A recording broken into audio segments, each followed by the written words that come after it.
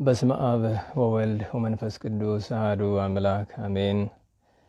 ይትባረክ እግዚአብሔር አምላክ እስራኤል ወአምላክ አበዊነ ቅዱሳን ዘተሳሃለነ ወገብረ መድኃኒተ ለሕዝበ ዚአሁ።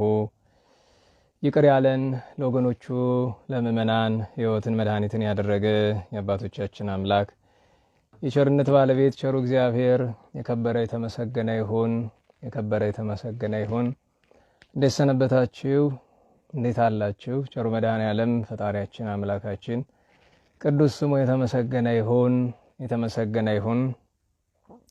ቸሪቱም አምላክ ወላዲተ አምላክ ቅዱስ መስቀሉ ቅድስት ቤተ ክርስቲያኑ ያከበራቸው ቅዱሳን ሁሉ ስማቸው የከበረ የተመሰገነ ይሁን። እንኳን አደረሳችሁ ትላለች ቅድስት ቤተ ክርስቲያን። እንኳን አብሮ አደረሰን። ቸሩ መድኃኔዓለም ከሰማዕታት ከቅዱሳን ጸጋ በረከት ያሳትፈን። መቼስ ሀገራችን በብዙ ችግር ውስጥ ያለችበት፣ ቤተክርስቲያን በብዙ ፈተና ውስጥ ያለችበት ሁኔታ ላይ ነው የምንገኘውና እንግዲህ የዛሬ 9 ዓመት በ2007 ዓመተ ምህረት ሚያዝያ 11 ቀን ወንድሞቻችን ሰማዕታት እግዚአብሔር ለዚያ ማዕረግ ለዚያ ጸጋ የመረጣቸው ሰማዕትነት የተቀበሉበት ዕለት ነውና 5-10 ደቂቃም ብትሆን ጊዜ ሲሰጣችሁ ሰዓት ስታገኙ ገብታችሁ ልታዩ ትችላላችሁ በሚል እንግዲህ የቀጥታውን ስርጭት ኢንተርኔቱ እስካለ ድረስ እንሞክራለን።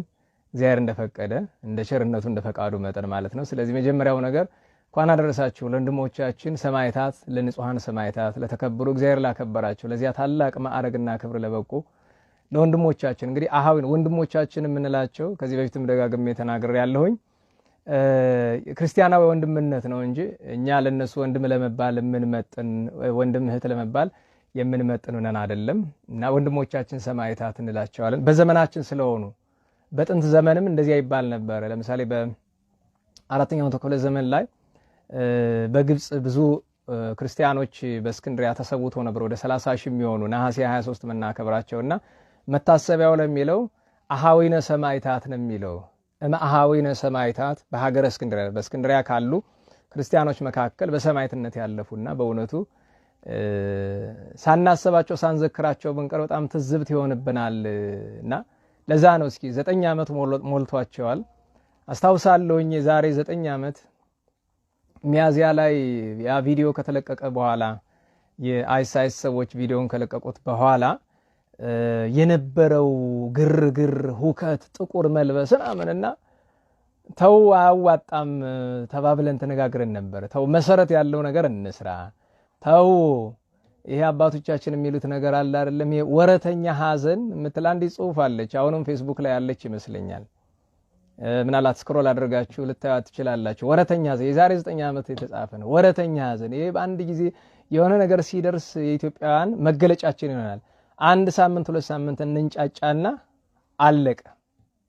ከዛ በኋላ ምንም ነገር የለም፣ ይረሳል። ደግሞ አዲስ እስከሚመጣ ድረስ ማለት ነውና ወንድሞቻችን ንጹሃን ሰማዕታትን እናስባቸው ዘንድ ዛሬ የተገባ ነውና ዛሬ አጭር ጥቂት ነገር ስለነዚህ ወንድሞቻችን ንጹሃን ሰማዕታት መታሰቢያ እናደርጋለን፣ እንነጋገራለን። የነገረ ቅዱሳን ተማሪዎች ያው ማታ ጉባኤ ቢኖርንም እንኳን መደበኛ ተከታታይ ትምህርት ስላለን እንደ እግዚአብሔር ፈቃድ ስርዓተ ጸሎቱን ስለሆነ የምንቀጥለው የነዚህን ንጹሃን ወንድሞቻችንን ክብር ለመናገር ጊዜ ላይ በቃ ስለሚችል ስርዓተ ጸሎቱ ምን ተረጉመው ነገር ስላለ ለዚያ ነው ዛሬ በቀጥታው ስርጭት የመጣሁት። በአጋጣሚም እግዚአብሔር በቸርነቱ ፈቅዶ ኢንተርኔቱ ስለተገኘ ለዕለት ለሁሉም ስለ ሰማዕታት ለመናገር መጽሐፍ ቅዱስን ብንገልጠው ከዳር እስከ ዳር ድረስ የመጀመሪያው ሰማዕትነት ከተቀበለበት ከቅዱስ አቤል ጀምሮ ደመ አቤል በግፍ ነው የፈሰሰው። እንግዲህ አባቶቻችን በክርስትና 3 አይነት ሞቶች አሉ። 3 አይነት ሞት መላችሁ ሰውን ሲገለው አንዱ ሌላውን ሲገለው። አንድ ክርስቲያን በ3 ወገን ሊገደል ይችላል ከተፈጥሮ ሞት ውጪ። አንደኛ አጥፍቶ ሊገደል ይችላል። በኃጢያቱ በጥፋቱ በበደሉ ምክንያት ሰዎች ሊገሉት ወይ ደግሞ ዳኛ ሊገለው ይችላል። ይሄ የሚገባውን አገኘ ነው የሚባለው። ያ ማለት በእግዚአብሔር ፊት አጥፍቶ የተገደለ ሰው በጥፋቱ ምክንያት የተገደለ ሰው ሰማዕት አይደለም። በሰማይ ክብር አለውም አንልም። ንስሐ ገብቶ ከመሞቱ በፊት ንስሐ ካልገባ በቀር ማለት ነው። ሁለተኛው ሰዎችን የሚገሉት ለሃይማኖት ላይሆን ይችላል፣ ግን በግፍ የሚገደሉ አሉ።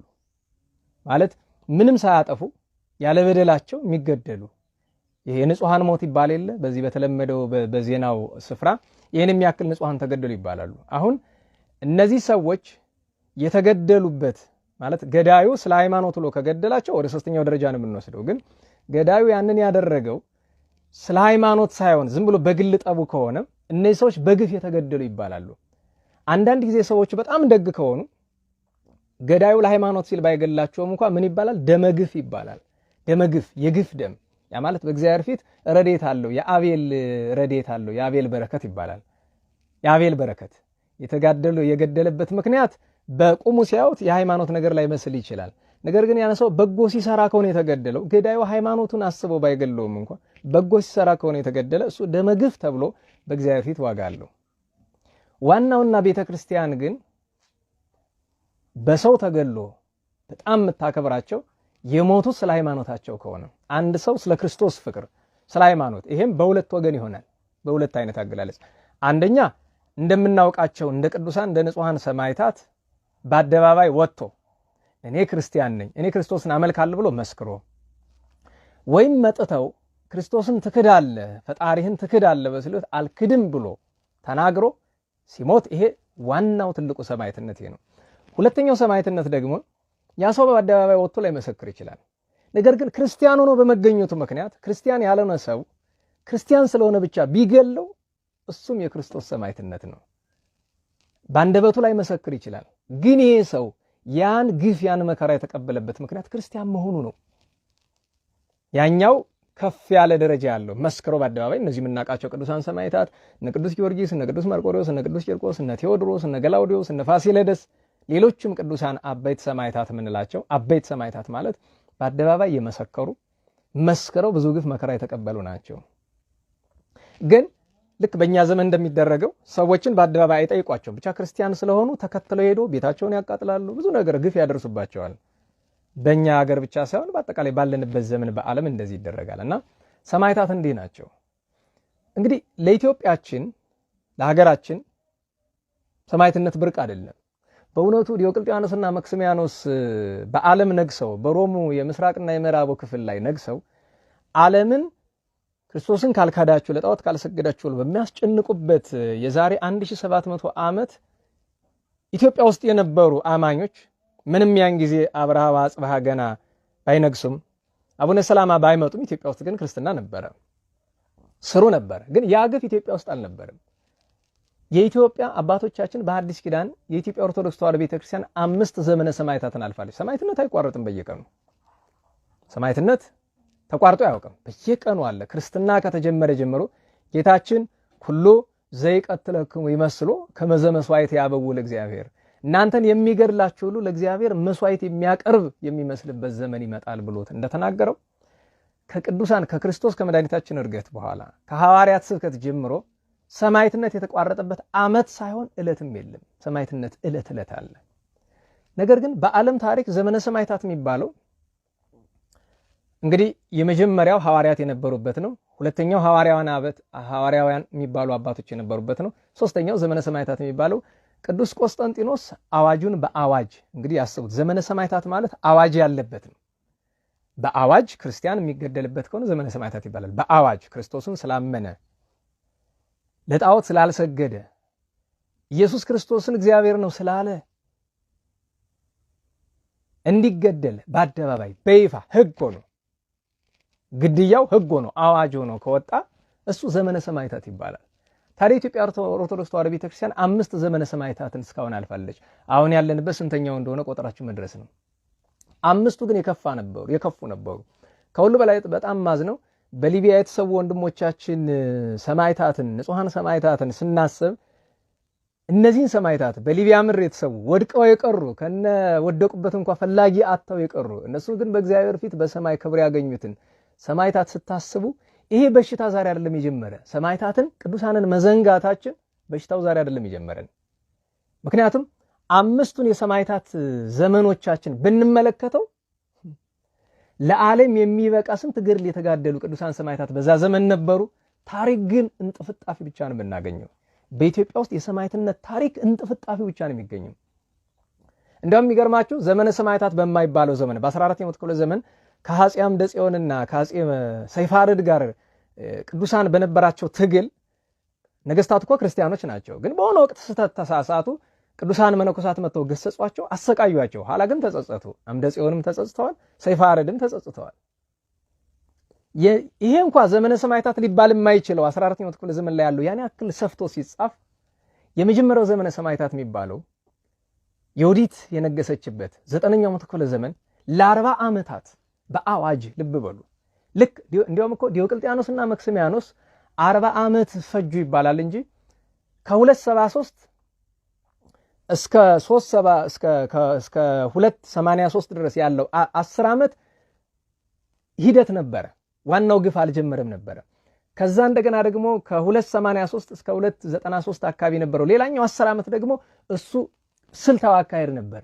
በጣም ግፍ የነበረው በ290ዎቹና ከ300 እስከ 310 እንደዛ አካባቢ ነው። በጣም ግፍ የነበረ 40 ዓመት ቢባልም በጣም የመጨረሻው ግፍ የነበረ የመጨረሻዎቹ 20 ዓመት እና 10 ዓመት አካባቢ ነው። ዮዲት ጉዲት 9ኛው ክፍለ ዘመን ላይ ኢትዮጵያ ላይ መታገን 40 ዓመት በሙሉ ለክርስቲያኖች ሰቀቀን ብቻ አልነበረም። ምናልባት በዓለም ታሪክ እንደዚህ አይነት ቀፋፊ እንደዚህ አይነት አስቀያሚ ግፍ ክርስቲያኖች ላይ ተፈጽሞ እችን ታክልን ጥፍጣፊ ጽሑፍ ለማግኘት እንኳን የምንቸገርበት ዘመን ያ ነው። አስቡት፣ ከዮዲት በፊት የነበረውን የብዙ ቅዱሳንን ታሪክ የሀገር ታሪክ ዮዲት አጠፋችው ይባላል። ከዮዲት ዘመን በኋላ ከአክሱም መንግስትም ነበረ አንድ ንጉስ እንደምታውቁት አጼ ድልናድ ነበረ። አንበሳው ውድም ከተመለሰ በኋላ ድልናድ ነበረ። ከዚያ በኋላ በዛግዌ ሥርወ መንግስት ለምንድን ነው በዮዲት ጉዲት ዘመን ያ ሁሉ ክርስቲያን ሲጨፈጭፍ እንዴት ነው ገድል ያልተጻፈው? እንዴው ቢቀር እንኳን በኢትዮጵያ ኦርቶዶክስ ተዋሕዶ ቤተክርስቲያን ውስጥ እንዴው በሞት የታዘቡ ዮዲት የገደለቻቸው ሰማዕታት መታሰቢያ ቀን የሚባል አለ። 40 ዘመን በሙሉ የተጨፈጨፉ ክርስቲያኖች 40 ዘመን በሙሉ አለ መታሰቢያ የምናከብርበት በዓል አለ። ትልቁ ክፍተት ይሄ አንደኛው ዘመነ ሰማዕታት ይባላል። ሁለተኛው ዘመነ ሰማዕታት የአህመድ ግራኝ ዘመን ነው። 16ኛው ክፍለ ዘመን 15 ዓመት ያለ ማቋረጥ ክርስቲያኖች የተጨፈጨፉበት ከ1520 በአማካኝ እስከ 1535 አካባቢ ማለት ነው። ያለ ማቋረጥ ክርስቲያኖች የተጨፈጨፉበት ዘመን አስቡት። በዛ ዘመን የአፄ ገላውዴዎስ ዜና መዋዕል ምንድን ነው የሚለው? ከ10ሩ ክርስቲያኖች 9ኙ ወይ ተገለዋል ወይ እምነታቸውን ለውጠዋል ይላል። ይህንን ያክል ግፍ በደረሰበት በዚያ ዘመን ውስጥ በ16ኛው ክፍለ ዘመን በግራኝ ወረራ ዘመን ለተገደሉ ቅዱሳን ኢትዮጵያውያን ክርስቲያን ሰማዕታት መታሰቢያ በዓል አለን። እስኪ በሞቴ እንደ በ16ኛው ክፍለ ዘመን የተገደለ በዛ ዘመን ለክርስትና የተሰዋ ለሰማዕትነቱ ብቻ ገድል የተጻፈለት እስኪ አንድ ቅዱስ ጥቀሱልኝ። በ16ኛው ክፍለ ዘመን ለሃይማኖት መስክሩ። እንዴ 100 ሺዎች ከዛም በላይ ሚሊዮኖች እኮ ታርደዋል፣ ተገለዋል፣ ለሃይማኖታቸው ሞተዋል፣ ለሃይማኖታቸው ብዙ ዋጋ ከፍለዋል እኮ። እንዲያው የእያንዳንዱ ይቅርና የጋራ እንኳን በዚያ ዘመን 15 ዓመት ለተሰቡት እንኳን መታሰብ እኔ ይሄንን የምናገርበት ወቀሳ ሊመስል ይችላል። እኔ መድኃኔዓለም ይቅር በለኝ፣ እኔ ማንንም ወቅስበት አቅሙ የለኝም። አንድ ማውቀው ኃጢአቴን ነው። የሚያስለፈልፍህ ምንድነው ካላችሁኝ ግን ሐቁ ነዋ። የለም አይኸው ቅድም ነገርኳችሁ 40 ዘመን ያን ሁሉ ግፍ ለተቀበሉ ደማቸው እንደ ውሃ ለፈሰሰ ክርስቲያኖች አንድም ገድል እንግዲህ የኔ ስተት ከሆነ አሳዩኝ። ዮዲት ለገደለቻቸው የተጻፈ ገድል ካለ መታሰቢያ በዓል ካለ ንገሩኝ። ምንም የለም እኔ እስከማውቀው ድረስ። እስኪ በግራኝ ለተጨፈጨፉ እነዛ በሚሊዮን ለሚቆጠሩ መታሰቢያ አለ? የተጻፈላቸው ገድል አለ? ሁለት በሉ። አሁን እኔ በዮዲት ዘመንና በ16ኛው ክፍለ ዘመን በግራኝ የተፈጸሙ ግፎችን አንድ ባንድ እየዘርዝሬ ልጨርስ አይደለም። ሶስተኛው ዘመን እዛው ትንሽ ሳይርቅ በ100 ዓመት ልዩነት በ90 ምናምን ዓመት ልዩነት በአፄ ሱስንዮስ የሚገርማቸው ነገር በአፄ ሱስንዮስ እዚህ ደንቀዝ ላይ በአንድ ቀን ብቻ 8000 ቅዱሳን ተሰውተዋል አይደል? 8000 በአንድ ቀን ብቻ 8000 መታሰቢያ ያላቸው ገድል ተጽፎላቸዋል። እንደው ወበዛት ያላቸው ስንክሳር ላይ ወይም ቤተክርስቲያኗ ካላንደር ላይ አለ። ቤተክርስቲያኗ ካላንደር አለላችሁ በነገራችን ላይ ትንሣኤ ዘጉባኤ ያወጣው ነበር። እዛች እቺ ጣት ያለችበት የምትታያችሁ ከሆነ ጭራዋ ካለችበት በታች የምትታያችሁ እቺ ነገር እሷ ትንሣኤ ዘጉባኤ የሚያሳትማት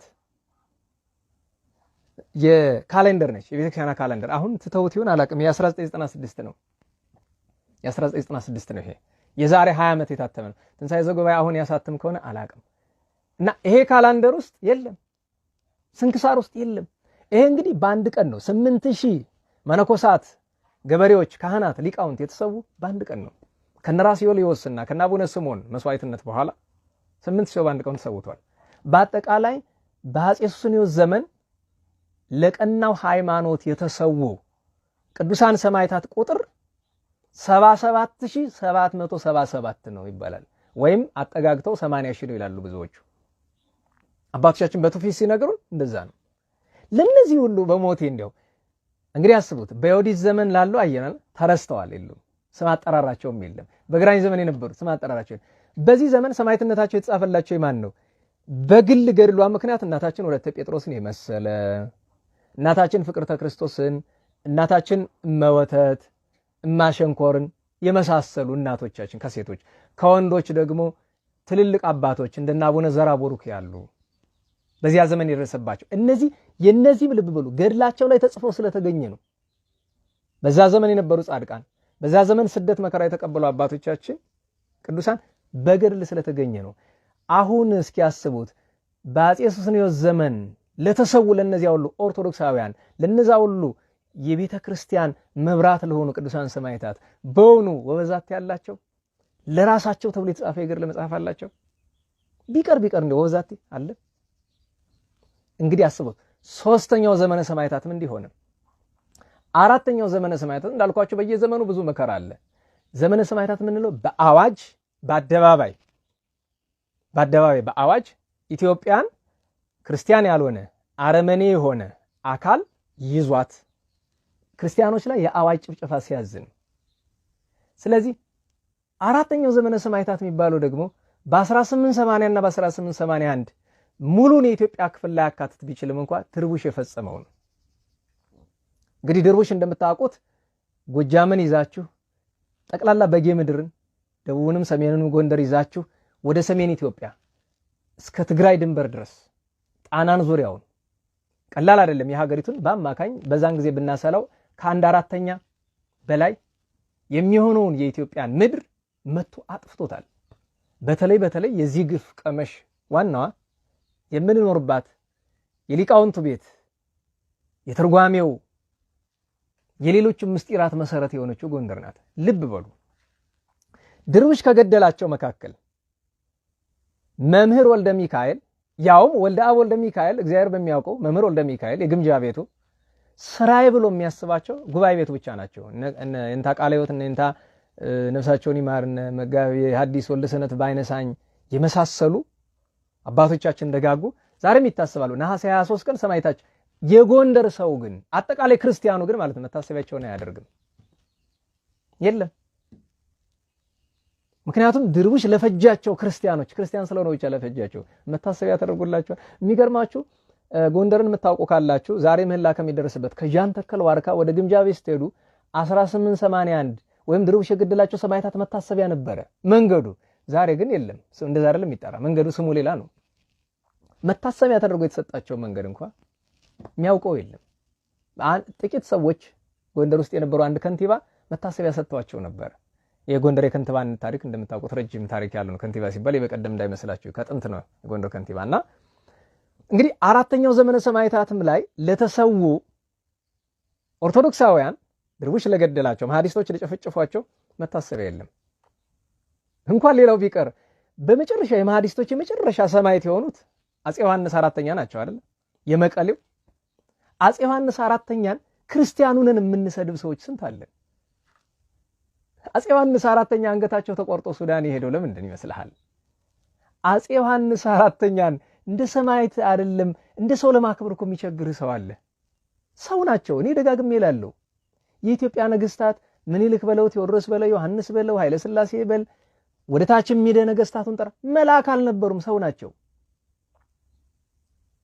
ጻድቃን ንጹሃን የምንላቸው እነ በአክሱም ከነበሩት ከነ አብርሃ ወአጽብሃ ጀምሮ እስከ መካከለኛው ዘመን ድረስ ጻድቃን ምንላቸው እኮ አጥፍተው ስለማያውቁ አይደለም። ሰው ናቸው እኮ በዙፋን ተቀምጠው እንዴት ሳያጠፉ ይቀራሉ? ሰው ናቸው እኮ። ከመቤታችን በቀር ማን ያላጠፋለ? እና በቤተ ክርስቲያናችን ታሪክ በኢትዮጵያ ታሪክ የመጨረሻው ሰማዕት ንጉስ አፄ ዮሐንስ አራተኛ ናቸው። ለማን ነው የተሰዉት ይመስላል?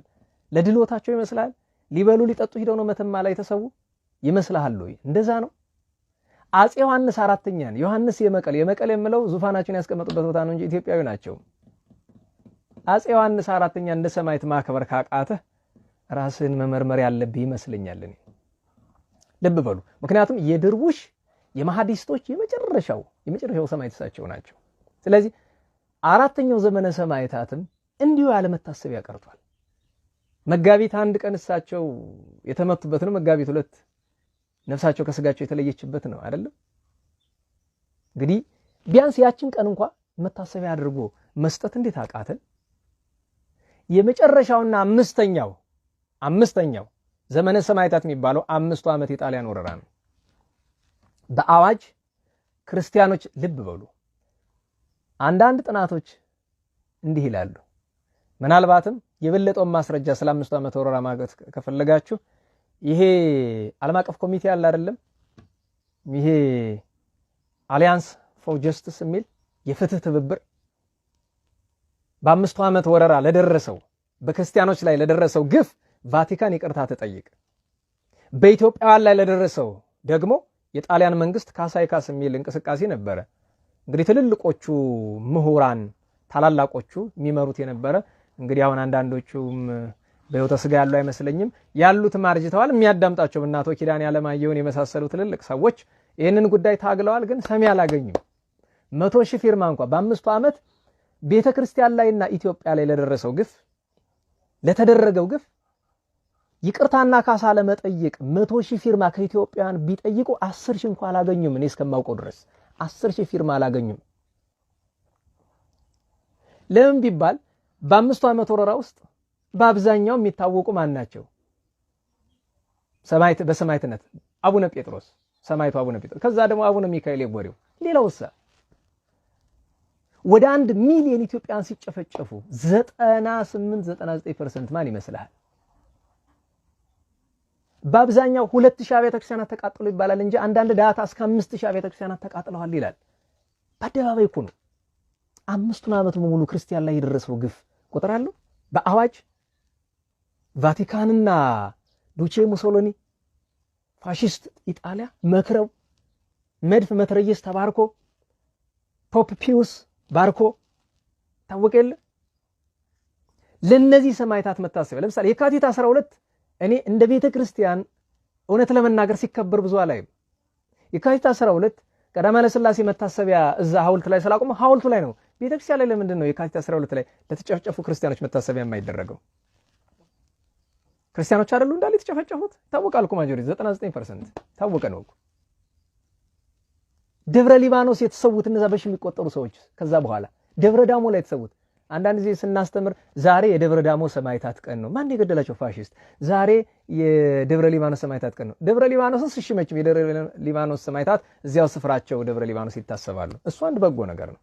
ግን በ5ቱ ዓመት ጣሊያን ለጨፈጨፋቸው ለክርስቲያኖች ሰማዕትነት ለተቀበሉ በድፍረት በነገራችሁ ላይ አንዳንዶቹን ታሪክ ስትመለከቱ አሁን ጎንደሬ በጋሻውን ካያቸው ጎንደሬ በጋሻው ታላቁ ታሪክ ጸሐፊ የፕሮፌሰር ኃይሌ ገሪማ አባት መቼም ከገሪማ ታፈረ ይልቅ ፕሮፌሰር ኃይሌ ነው። በነገራችሁ ላይ ከፕሮፌሰር ኃይሌ ገሪማ ታፈረ ይበልጣሉ። አባትየው ይበልጣሉ። ከአባትየው አያትየው ይበልጣሉ። ይህን ማወቅ ያስፈልጋል። ጋሽ ገሪማንና መርጌታ ታፈረን ራሳቸው ፕሮፌሰር ኃይሌ ገሪማን ብትጠይቋቸው ይነግሯቸዋል። እንዴት ያሉ ምርጥ ኢትዮጵያዊ በቤተ ክህነቱም በቤተ መንግስቱም። ገሪማ ታፈረ የጻፉትን ጎንደሬ በጋሻውን አንብቡ።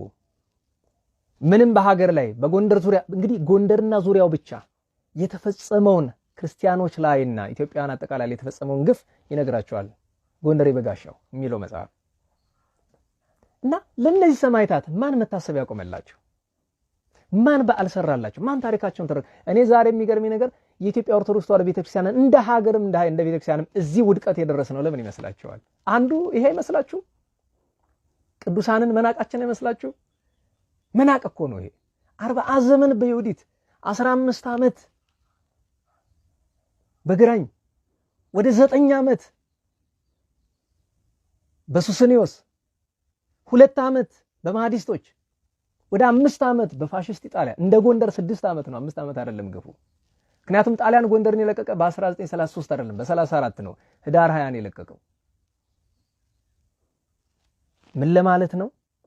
ዛሬ በሊቢያ የተሰዉ የዛሬ 9 ዓመት በሊቢያ የተሰዉ ሰማዕታት መረሳታቸው ድንቅ አይደለም ብዬ ነው። ድንቅ አይደለም።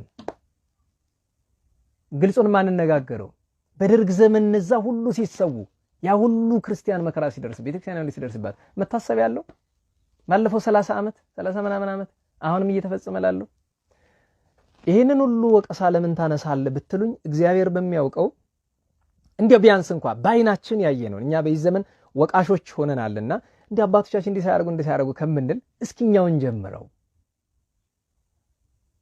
ለምሳሌ እኛ እንደ ዝክረ ቅዱሳን 30 ሚል አለ 28 ሚል አለ በሊቢያ የተሰዉትን በኋላ እንመጣበታለን። ግን 30 ሆኖ 28 ለነዚህ ወንድሞቻችን መታሰቢያቸውን ይሄንን ዕለት የተሰዉበት ቀን አይታወቅም። ያው ዛሬ ሚያዝያ 11 ቀን ቪዲዮ የወጣበት ነው እንጂ የተሰዉበት ቀን አይደለም። ግን ቪዲዮ የወጣበትን ቀን እንደ በዓል ይዘን ስዕላቸውን አስለን ስዕላቸው አለን ጉባኤ ላይ በመደበኛነት ዘወትር ከዚያ ቆመን ፈጣሪያችንን እንለምናለን። ዕለት ዕለት ስማቸውን እንጠራለን። እንግዲህ ደጋግሜ ተናግሬያለሁ። ላለፉት 9 ዓመታት የሊቢያ ሰማዕታትን ሳንዘክር የዋልንበት ቀን የለም።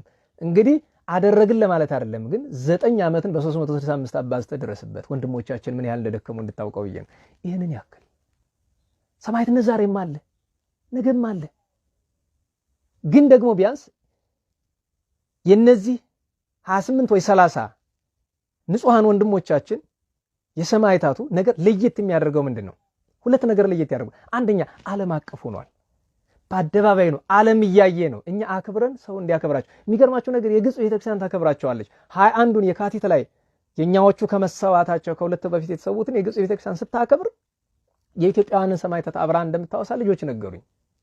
ይሄ በጣም በጎ ነገር ነው፣ ደስ ይለናል። እኛ ግን እስኪ ዛሬ አሁን ትልቅ መታሰቢያ በእነሱ አስታከን እኮ በአጠቃላይ መታሰቢያቸውን አድርገን ለምሳሌ እነዚህን የ28 ወይ 30 ወንድሞቻችን በእነሱ አስታከን በቤተ ክርስቲያን በ2000 ዓመት ታሪኳ የተሰዉትን ሁሉ እኮ ማሰብ እንችላለን። ሲሆን እንዳልኳችሁ አንድ ቀን በዮዲት ለተሰዉት፣ አንድ ቀን በግራኝ ለተሰዉት፣ አንድ ቀን በሱስንዮስ እጅ ለተገደሉት፣ አንድ ቀን በማህዲስቶች ለተገደሉት፣ እንደዚህ እያለ ሌሎችም ሰማዕታት አሉ። ዘመነ ሰማዕታት ብለን ያልነው የአዋጅ ስለሆነ እንጂ በሌላ ጊዜም ብዙዎቹ ተሰውተዋል። መታሰቢያ ቀን ብንሰጣቸው አስቡት። ከግብጽ የተገለበጠ ስንክሳር አለን፣ በጣም የምንወደው ስንክሳር። መሀል ለመሀል ላይ ሳጥ ቢደረግ ይሄ ምን ይወዳል? ወይ ለብቻቸው አንድ መጽሐፍ መታሰቢያ ተደርጎ ተዝካረ ሰማዕታት ብሎ ቢወጣላቸው። እንዳልኳችሁ አንዳንድ ሰው አንተም ማጽፈው ሊለኝ ይችላል። እኔ ግለሰብ ነኝ እኮ ስልጣን የለኝም፣ መብት የለኝም። ይሄን ማድረግ ያለው እኮ ስልጣኑ ያለው አካል አለ። በዓልን የመወሰን ስልጣን እኔ የለኝም። የመወሰን ስልጣን ያላቸው አባቶች አሉ። እና ታዲያ ሰማዕታትን እየናቅን እየተውን ነው ነገ ቤተክርስቲያን የምናስቀጥላት አይደለም። እና እንዲያው በእውነቱ አንድ እንዳልኳቸው ለየት የሚያደርጋቸው እነዚህ 30 ወንድሞቻችን ወይም 28 የሚል ሰው ካለ 28 ወንድሞቻችን፣ ምክንያቱም 30 እና 28 መሆናቸውን እንኳን በውል ለማወቅ አልቻለም። ማን አጥንቶት ማን ስራዬ ብሎ ሙያ ብሎ ያን ሰሞን ብዙ ነገር ተባለ፣ ብዙ ነገር ተረሱ። ይሄው ተረሱ። እነዚያን የመሰሉ ለምን ቢባል ዓለም አቀፍ መሆኑ ብቻ አይደለም። እነዚህ ሰዎች ካሜራ ተደግኖባቸው፣ ሰይፍ ተመዞባቸው፣ ጥይት ተደግኖባቸው አስባችሁታል? በአደባባይ እንደነ ጊዮርጊስ እንደነ መርቆሬዎስ እንደነ ቂርቆስ እምነታቸውን መስክረው አይደል የተሰዉ? ምክንያቱም እነሱ ተመርጠው የተገደሉት ለምንድን ነው? ሌሎቹ እኮ እምነታቸውን ይካዱ አሉ። አይ ግብር እንከፍላለን፣ ይሄ ጂዚያ የሚባለውን ግብር እንከፍላለን ብሎ ያሉ ኢንተርቪው አለ። እንደዛው ነው የተረፉ አሉ እኮ። እነዚህ እኮ ሃይማኖታችንን አንክድም። አስባችሁታል? እነዚህ ሰዎች እነዚህ ወንድሞቻችን ከኢትዮጵያ ወጥተው የሄዱት የተሻለ ኑሮ ፍለጋ ነው። የተሻለ ኑሮ መፈለግ በራሱ ኃጢአት አይደለም። ስደት ጽድቅ የሆነ ስደት አለ። ማለትም ለሃይማኖት ሲሰደዱ፣ እንደገና ደግሞ ምኑን የሚባል ስደት አለ። ማለት ሰው በቃ ሰርቼ በልቼ እኖራለሁ ብሎ ከአንዱ ሀገር ወደ አንድ ሀገር ይሄዳል። ኃጢአት አይደለም፣ ነውር የለውም። በነገራችሁ ላይ ዳታ የተባበሩት መንግስታት ድርጅት ዳታ ስትመለከቱት ኢትዮጵያ ውስጥ በአመት በትንሹ 200,000 ሰው ሀገር ጥሎ ይሄዳል። በህጋዊ አይደለም፣ በህገ ወጥ የሚሄደው ነው።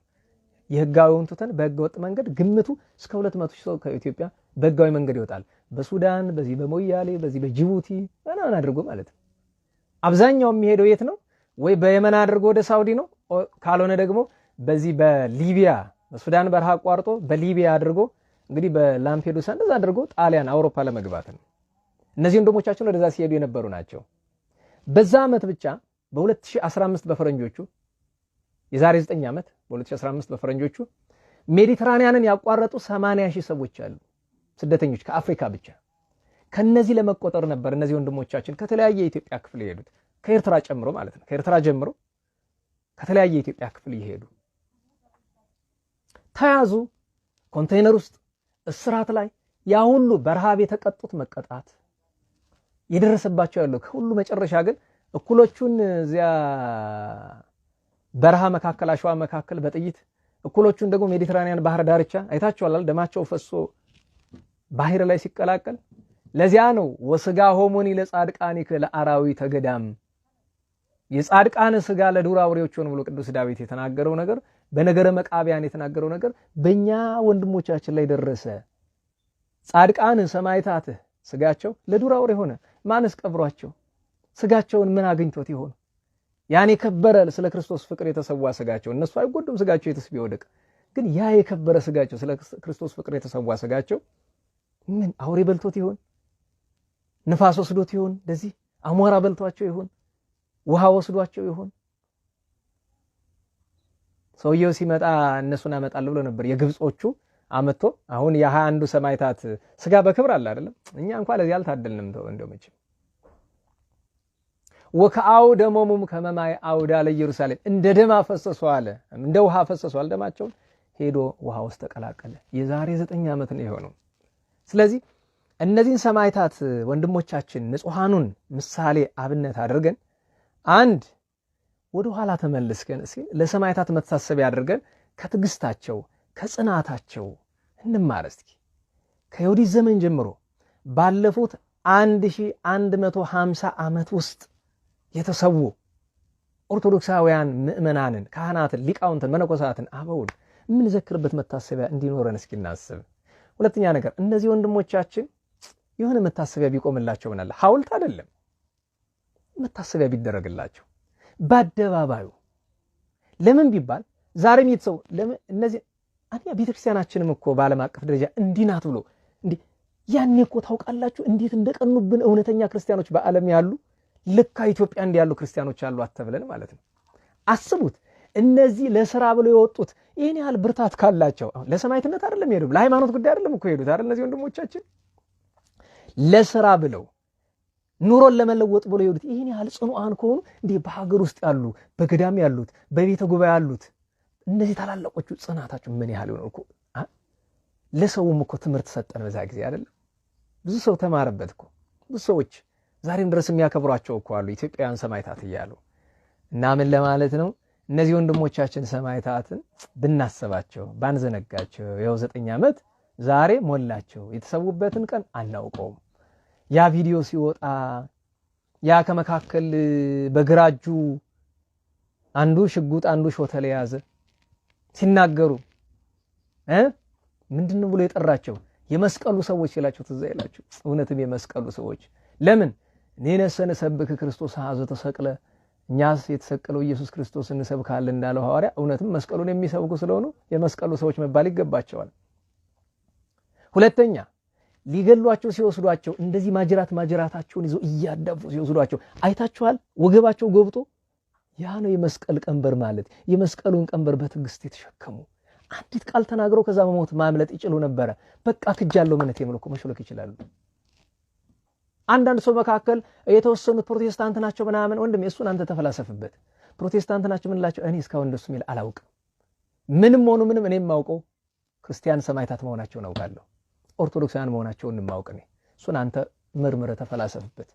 እምነታቸው ሌላ ይሆናሉ። ከመካከላቸው አንድ ሙስሊም አለ ተው ላንተ ትችላለህ እሱ እንደሱ ለምትለው ላንተ ትችላለህ ተው እኔ ማውቀው ክርስቲያንነታቸውን ነው እኔ ማውቀው ያ ሞት የደረሰባቸው የመስቀሉ ሰዎች ገዳዩ እኮ ነው ያለ people of the cross ብሎ የመስቀሉ ሰዎች ናቸው ብሏል ምክንያቱም አይኤስአይኤስ ኢትዮጵያውያን ክርስቲያኖችን ለመግደል ምንም ምክንያት የለውም ምክንያቱም ከአይኤስአይኤስ ጋር ኢትዮጵያ ግጭት አልነበራትም በወቅቱ እሱን አሊያንስ ፈጥረው ይሄንን የሽብር ቡድን ሲዋጉ ከነበሩት አንዷ ኢትዮጵያ አይደለችም ምንም ያገናኛት ነገር አልነበረም በጊዜው የሞታቸው ምክንያት ክርስቲያን መሆናቸው ብቻ ነው ክርስቲያን መሆናቸው እነሱም ጸንተው ያችን የሞት ጽዋ ጠጥተዋል ቀላል ይመስላል ባንገታቸው ሰይፍ ሲያልፍ ህመሙ ጭንቅላታቸው በጥይት ሲነደድ ስጋቸው ወድቆ ደማቸው ፈሶ ወሃጡ ዘይቀብሮ መዋለ ቅዱስ ዳዊት አዎ ታዲያ ይህን ሁሉ ግፍ ስለማን ተቀበሉ ብትለኝ ስለ አማናዊው አምላክ ስለ ኢየሱስ ክርስቶስ መቸመች እግዚአብሔር ስለሆነው ስለ ኢየሱስ ክርስቶስ መቸመች የባህሪ አምላክ ስለሆነው ኢየሱስ ክርስቶስ ስለ እውነተኛው ፈራጅ ስለ መድኃኒታችን ኢየሱስ ክርስቶስ ነው ይህንን ግፍ የተቀበሉት ድንግል ማርያም በድንግልና ወልዳ በድንግልና ስላሳደገችው ሰማይ ምድሩን ስለፈጠረው ስለ እግዚአብሔር ወልድ ስለ ወልድ እግዚአብሔር ስለ ክርስቶስ ስለ መድኃኒታችን ስለ ሥላሴ ፍቅር ስለ እግዝእትነ ማርያም ስለ ንጹሃን ፍቅር ነው ስለ ቤተ ክርስቲያን ፍቅር ነው እና ልናስባቸው ልናከብራቸው ይገባል ይሄንን አደራ ትላለች ቤተ ክርስቲያን አሐቲ ቤተ ክርስቲያን አንዲት ቤተ ክርስቲያን ሐዋርያት ብለው የለ ሰማዕታት በእናንተ ዘንድ የከበሩ ይሁኑ ብለዋል እኮ አይደል ሐዋርያት ሰማዕታትን እጅግ እንድናከብር ታውቃላችሁ አንድ ክርስቲያን መከራ ተቀብሎ በግፍ አሳልፎ ቤተ ክርስቲያን ሰማዕትነቱን መስክራለት ግን አንገቱን ሳይቆረጥ ቀርቶ ቢድን ማለት ነው ዲያቆን ነው ታውቃላችሁ ይሄን ቤተ ክርስቲያን እንዲህ አይነት ስርዓት አለ ሰማዕትነትን ያክል ዋጋ አለው ካህን ማለት ጳጳስ ሳይሾመው በአንበሮተ እድ ሳይሾመው ያ ሰው ሰማዕትነት ስለተቀበለ ብቻ በህይወት ከተረፈ ዲያቆን ነው ዲያቆኑ ሰማዕትነት ተቀብሎ በህይወት ከተረፈ ካልተገደለ ቄስ ነው ከዚያ በላይ ግን የለም እስከዚህ ድረስ ለሰማዕታት ክብር ተሰጥቷል ሰማዕታት በእናንተ ዘንድ የከበሩ ይሁኑ ተብለናል የሰማዕታትን በዓል ለድሆች በማብላት እንድናከብር ታዘናል በቤተ ክርስቲያን ታውቃላችሁ እነዚህ ወንድሞቻችን በድሮ ህይወታቸው ማን ነበሩ ይኔ ማጣራት አልፈልግም የፈለገ ያክል እኔ አላውቅም ጻድቃን ይሁኑ ኃጥአን ይሁኑ በድሮ ህይወታቸው ግን ምንም ህይወት ይኖራቸው ኃጢአት እንኳን ቢኖርባቸው ያቺ ስለ ክርስቶስ አምነው ደማቸው የፈሰሰች ቀን ከነ ቅዱስ ጊዮርጊስና ከነ ቅዱስ መርቆሬዎስ ጋር ተቆጥረዋል ቅድስና አላቸው ከዚያች ሰዓት በኋላ ሰማዕታት ናቸው ምክንያቱም በሃይማኖት የሚከፈለው የመጨረሻው ዋጋ ሰማዕትነት ነው እና ስለዚህ እግዚአብሔር ስለ ሰማዕታቱ ብሎ ሀገራችንን ይቅር ይበልልን እግዚአብሔር ስለ ሰማዕታቱ ብሎ ሰላሙን ይስጠን የቤተ ክርስቲያንን የመከራ ጊዜ ያሳጥርልን ምክንያቱም ወደ ኋላ ያለውን ያነሳውላችሁ አሁንስ ክርስቲያኖች በየለቱ ይገደሉ የለ ክርስቲያን ሳይገደል ይብላል ዛሬስ ቢሆን ታውቁት የለ በተለይ ከፋ ነው አይደል ደግሞ ያለፉት 5-6 ዓመታት በጣም ይከፉ ናቸው ለክርስቲያኖች ለኛ አይደለም ዛሬም ግፍ ነው ዛሬም መከራ ነው 200 ክርስቲያን ታርዶ ምንም ጭንቅ የለውም ማንም ትዝ አይለውም አይደል አንድ የሌላ እምነት አማኝ ሲገደል ግን ምድሪቱ ትንቀጠቀጣለች አይደል የሌላ እምነት አማኝ መገደል የለበትም አድናቆቴን ነው የምገልጠው አያችሁ ለአንዱ ምክንያቱም አንድ ክርስቲያን ሲሞት ሁላችን መሞታችን ነው ይሄ ለሌሎቹ ይገባቸዋል ለኛ ግን አይገባንም እና ዛሬም ያሉትን ማን ነው የሚጽፍላቸው ማን ነው የሚያስታውሳቸው ዛሬም የሚገደሉትን ያው ተረስተው ነው የሚቀሩ ማለት ነገራችሁ እንደው ደና ዘመን መጥቶ ደና ሰው አገኝተን ካልተጻፈ በቀር ማለት ነው ያው እንዲሁ ነው እና በእውነቱ እግዚአብሔር ስለ ሰማዕታት መጽሐፍ በደመ ስምዖሙ ተማሂፀነ እንደሚለው በምስክርነታቸው ደም ፈጣሪያችንን ማጸነው ስለፈሰሰ ደማቸው በረሃ ላይ ወድቆ ስለቀረ ስጋቸው አሸዋው ስለተቀበረ አጥንታቸው ፈላጊ ስላጣ ሰውነታቸው በሰማይ ስላላቸው የክብር አክሊል ሲል መድኃኔዓለም ሀገራችንን ሰላም ያድርግልን ደሃ ተበደለ ፍርድ ተጓደለ የሚል መሪ ከእግዚአብሔር የሚያማልድ ጻድቅ ጳጳስ ደግ ንጉስ ጻድቅ ጳጳስ ይዘዝልን መድኃኔዓለም በእውነቱ ለክርስቲያኖች ለሰው ልጆች በአጠቃላይ ለሁሉም ደህናውን ዘመን ያምጣልን ደህናውን ዘመን የበረከቱን የሰላሙን የፍቅሩን የአንድነቱን ዘመን በቸርነቱ ያምጣልን ከንጹሃን ሰማዕታት ዛሬ ካከበርናቸው ከነ ስምዖን ዘለምጽ በኪሞዝ እስክንድሪያ ታኦድራ መኮንን በተለይ እናታችን ቅድስት ንጽሕት ታኦድራ በቅዱስ ቴዎፍሎስ ሊቀ ጳጳሳት ዘመን አርፋ በግብጽ የተቀበረችው እመምኔቲቱ ቅድስት አወድራ ስንክሳር ላይ ታሪኳ አለ፣ ማንበብ ትችላላችሁ። እንግዲህ እግዚአብሔር በቸርነቱ ሰላሙን ምሕረቱን ይዘዝልን፣ ጾሞ ለማበረከት ያብቃን፣ ከብርሃነ ትንሣኤው በሰላም ያደርሰን። የእነዚህን ቅዱሳን ሰማዕታት መታሰቢያ ምክንያት አድርገን የሰማዕታትን ታሪክ ባጭር ያነሳንበት ምክንያት ነገ ከነገ ወዲያ ብንሰራበት ብዬ ነው። እግዚአብሔር ቸሩ መድኃኔዓለም ባጎደልን ቀለም ባነጠብን በአፈ መላእክት ይረምልን፣ በንጹሐን አበው አንደበት ይሙላልን፣ ይቅርታውን ምሕረቱን ይላክልን። እግዚአብሔር ይስጥልን። ማታ በሌላው ጉባኤ ሌሎቻችሁ እንገናኛለን። ስብሐት ለእግዚአብሔር ልዑል ወለወላዲቱ ድንግል ወለመስቀሉ ክቡር ዘ ኃይል አሜን።